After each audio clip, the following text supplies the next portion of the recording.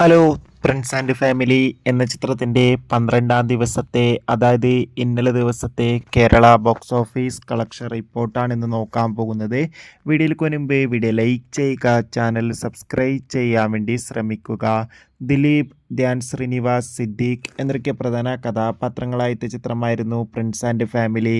ചിത്രത്തിന് അത്യാവശ്യം മികച്ച അഭിപ്രായം തന്നെയായിരുന്നു ഇന്നലെ 12-ാം ദിവസമായ ചൊവ്വാഴ്ചയും കേരളത്തിൽ നിന്ന് പുറത്തുവന്നുകൊണ്ടിരുന്നത്.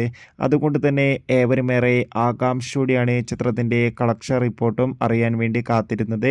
ഫൈനലി 12-ാം ദിവസത്തെ ഏറ്റവും പുതിയ കേരള ബോക്സ് ഓഫീസ് കളക്ഷൻ റിപ്പോർട്ടൊക്കെ ലഭിച്ചിട്ടുണ്ട്. 12-ാം ദിവസമായി ഇന്നലെ അത്യാവശ്യം മികച്ചൊരു ബുക്കിംഗ് ആയിരുന്നു കേരളത്തിൽ നടന്നത്.